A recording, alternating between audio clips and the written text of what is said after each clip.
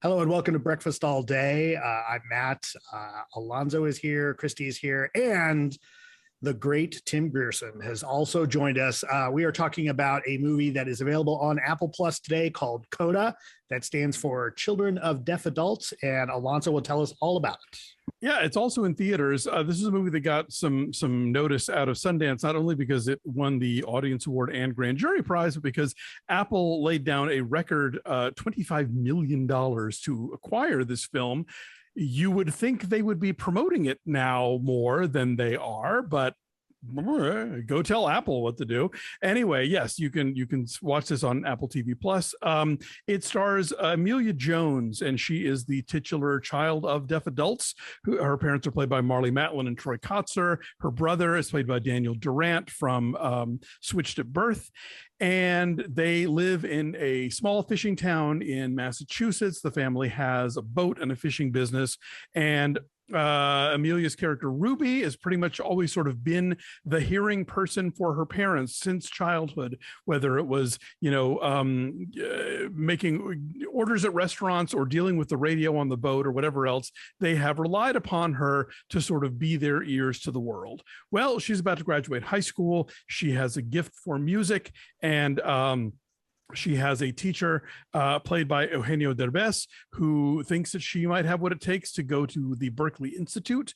And so she has to decide. And this is one of those movies where the talented high school kid is the teacher sees the greatness in her and is going to get her that scholarship so she can leave this town. And you've seen pretty much everything in this movie before, except for the stuff about the deaf adults, which is great and interesting. And I would have loved more of that.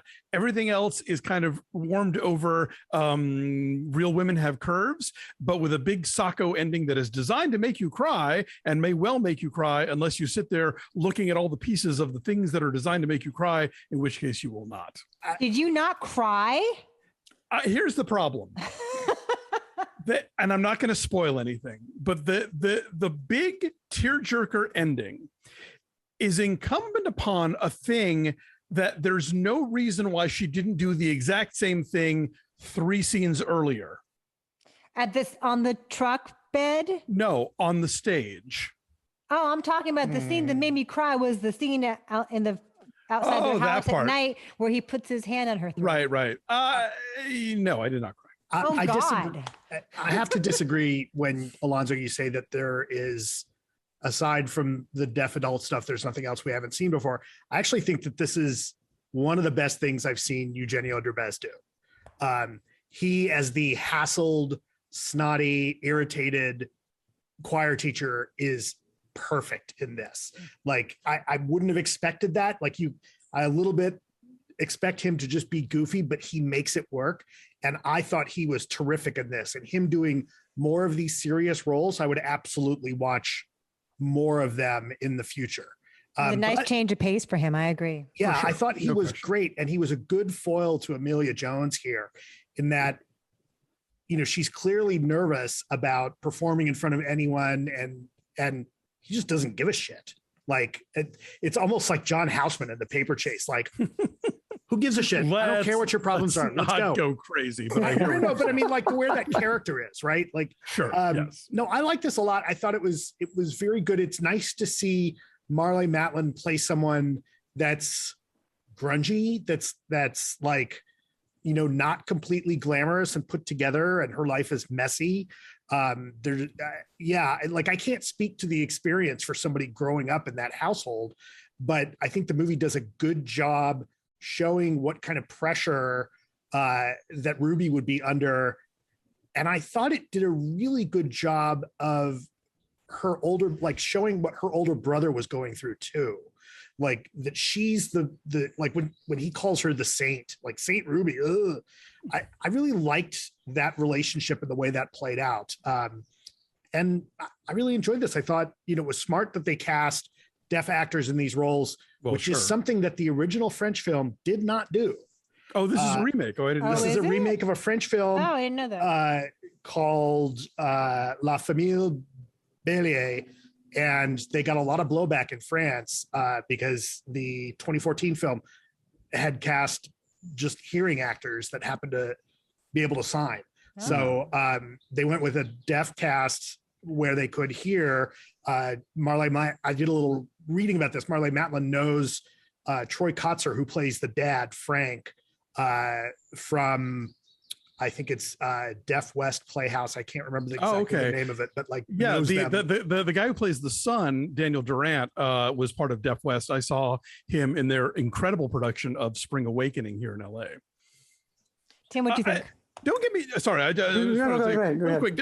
I don't want to be the guy who's just pooping all over this movie. Even though I found a lot of it to be sort of familiar or cliched, it is all being delivered in a brilliant package. The performances are great. The director, Sean Heder, the writer director, clearly knows how to like assemble together this piece of feel good entertainment.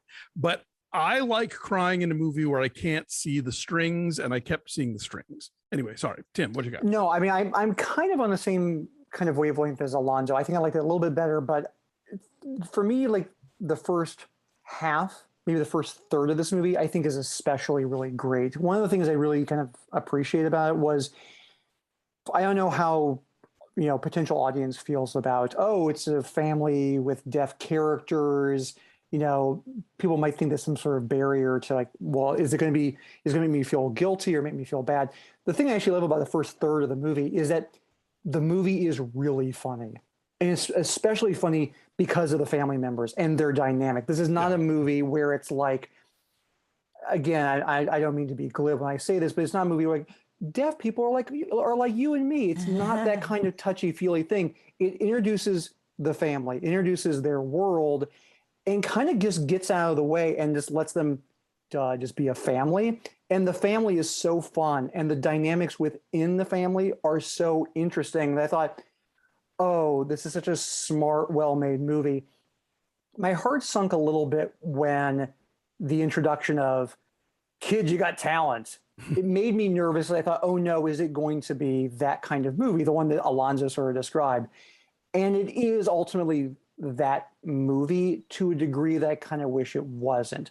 It's a movie where, like, I have trouble with like the whole feel good genre, because if I'm going to be told I'm going to feel good, there is a pressure that's kind of put on me as an audience member, where sometimes I feel like I'll feel how I want to. Yeah, listen, mister. But it's like the thing of like, if you feel okay and don't feel good, you feel like, am I just a soulless bastard? And the answer may be yes to that question. But there were times where I felt like, and we won't get into spoilers, but what Alonso was talking about, I also kind of felt there is stuff, because the whole movie is building towards, is she going to perform? Is she going to try and get this big break?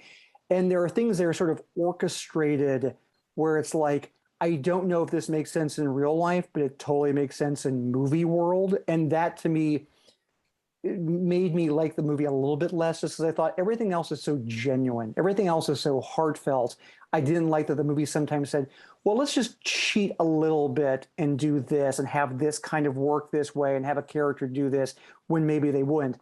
That being said, the very last scene that Christy is talking about is really, really good. It's really like, it's one of those things where I have reservations about the movie, but the last scene, I'm like, you know what? I like these characters. I ultimately like these characters, and that is enough to make this thing work for me. Is it the last scene?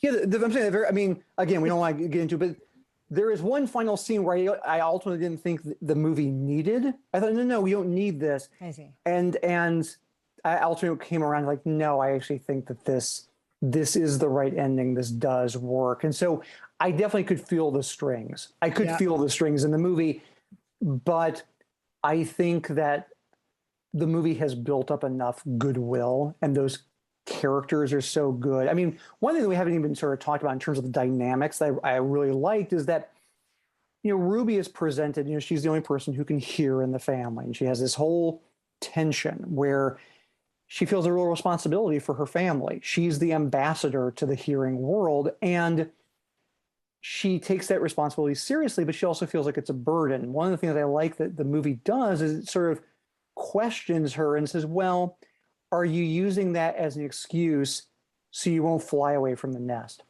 Like, you're actually using this thing that I have to help my family. I have to help my family. is she using that because she's partly afraid herself?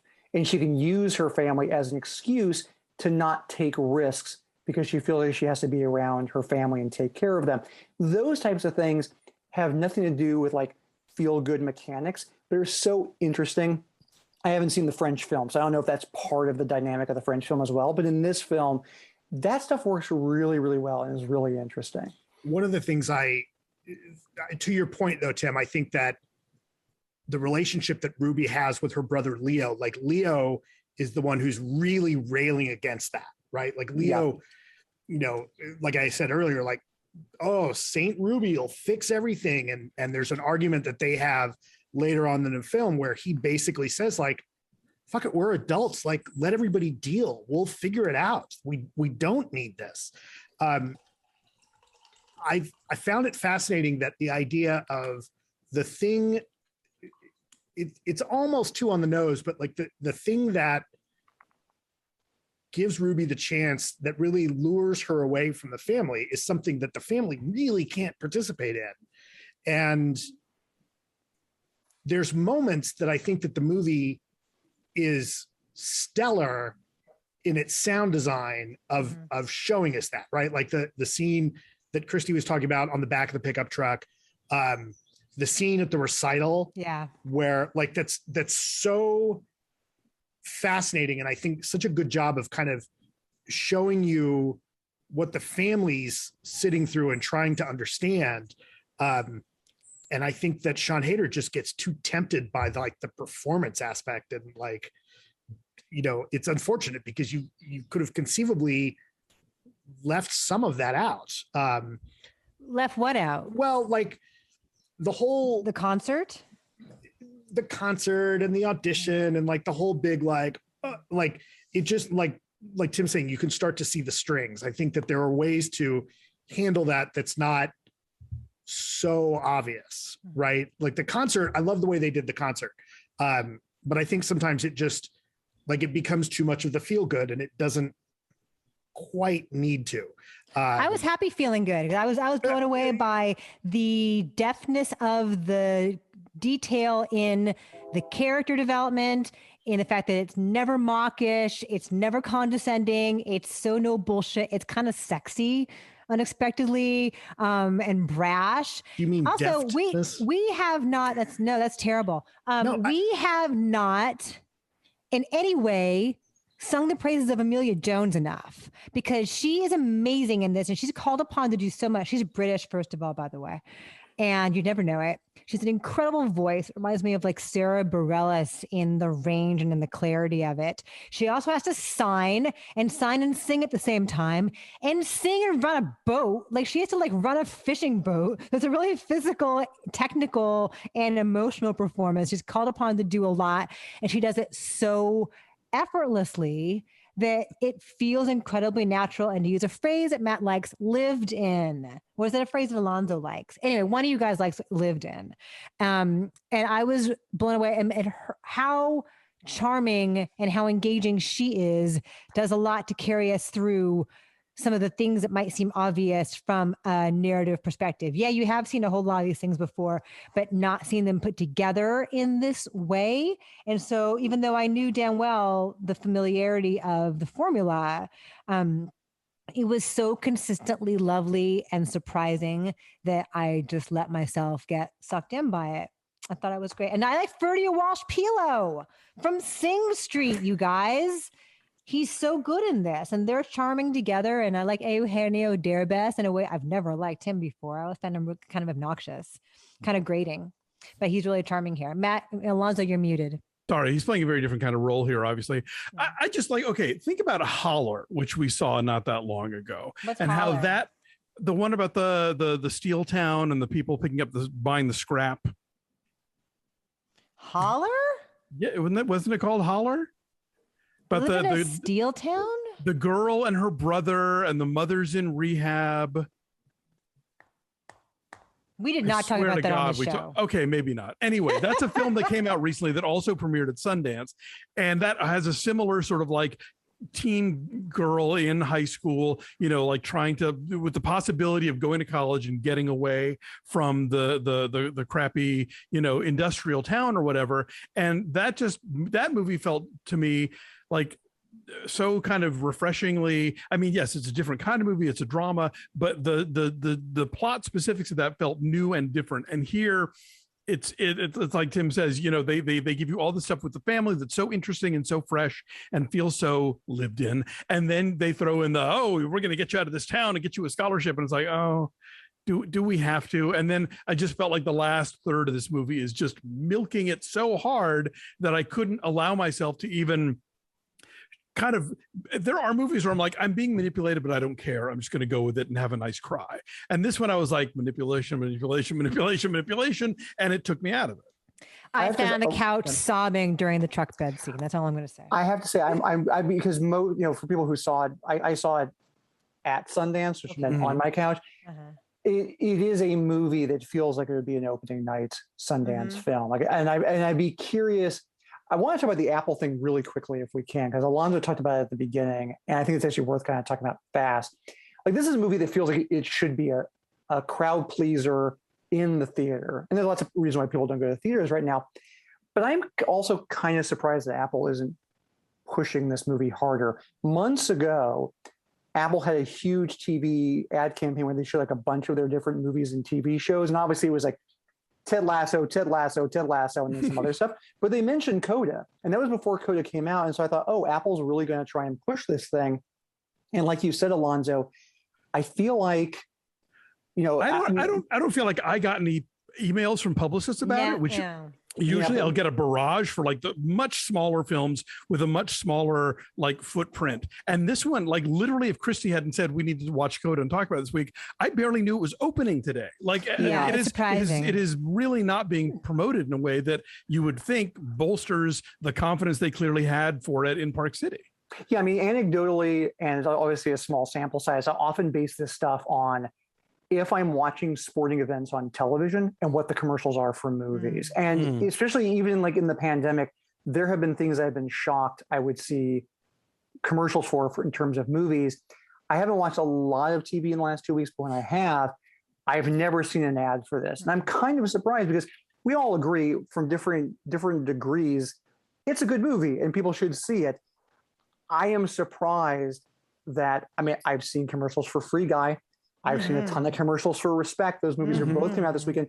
I feel like, listen, I'm not going to cry for Apple and Apple TV Plus. They have enough money in theory. They know what they're doing. But it's like, you guys have Ted Lasso, and whether it's,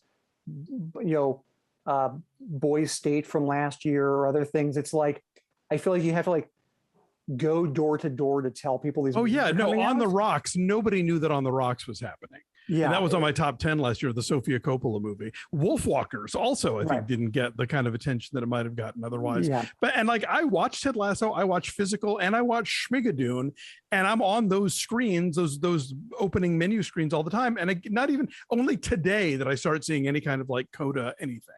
Yeah, and the reason why you'd want to put like a full court press is that like Coda is not a word that will immediately spark like, oh, I know what that means. You have to like tell an audience, Coda means this. Yeah, and it's about this family, and it's really funny. And like Christy said, it's also really sexy. It's like it's a tearjerker. It's got all this stuff. You just have to like explain to the audience what the movie is. And Coda, it's like, is this the Godfather 3 re-edit? Like, I mean, yeah, it's not a yes. Like let Coppola get his hands on this too. Yeah, no, it's like it's a movie that it's a relative slam dunk. I feel like if you would just explain. And again, like this is not our problem, this is not our job, but because you mentioned it, I wanted to say like, yeah, I am kind of shocked that Apple seems like they still don't know what they're doing in terms of getting this stuff out to an audience. It's strange to me. Yeah. Cool. Well, we should do numbers then, because we've been talking about the movie for like 20 minutes now. I'm saying 8.8. I said 6.5. Tim? Go ahead. I'm going to go. I'm sorry. I'm going to go with a 7. Okay, Matt. 7.5. Okay, 7.5 is our number. Coda, in case you didn't know, is on Apple TV Plus, but it's also in theaters. Yes, they're barely telling you that, but let us tell you that. I was going to say, do we get cut of this if we, in terms of their box office? Yeah. You're welcome, Apple. Thanks for watching. Like this video, subscribe to our YouTube channel, follow us at BeFastAllDay on Twitter, Instagram, and Facebook, and do check out our Patreon, talking about Ted Lasso on Apple TV. Also, I rented from Apple From Here to Eternity because our subscribers chose it as our August Off the Menu selection, and we'll be discussing that today as well. Lots of other fun stuff coming up exclusively for subscribers. Hey, you guys, guess what? We're going to pretend like this is Europe, and we're taking the rest of August off. So enjoy the next couple of weeks. Catch up on old episodes if you feel like it. Give yourself some special time to do other things while that you would have normally devoted to us. But we are outie until September. What are you guys doing? Anything good? Well, Dave and I are locking down again thanks to the Delta variant spike. So I'm just going to be chilling out around the apartment like I haven't been doing that for the last year and a half. Tim, what are you doing? Well, this is the first I'm hearing about this, by the way. I'm a little disappointed, frankly. I thought this was going to be a weekly thing for me now. Please, come back. What am I going to do for the rest of August? I have to say, honestly, it keeps blowing my mind that it's mid-August. I don't know what time of year I think it is, but like, oh, summer's over. So I am going to be doing what I've been doing all year, which is like looking at a calendar and going, it is this day of the week. It is this month. I still feel like I don't know where the hell I am. I'll just catch up on old episodes. Matt, what are you doing? You can see what my plans are behind me. There you go. It's the pool. How about you, We're going to go out of town for a little bit to visit family. And then my child's going to begin middle school. And then I'm going to get older while we're all gone. You're going to that beach. Didn't you learn anything from that movie? I'm going to swim. I'm not going to say it. I'm going to swim to the place that saves me. I'm not going to give it away. There you go. My favorite was somebody posted a picture from Trash Humpers and said, went to the beach that makes you old and also want to have sex with trash. Anyway, thank you guys for hanging out. Have a good rest of the summer. And we will see you in September with Shang-Chi, maybe. Yeah, or lose you to a summer love. Until next time. Bye.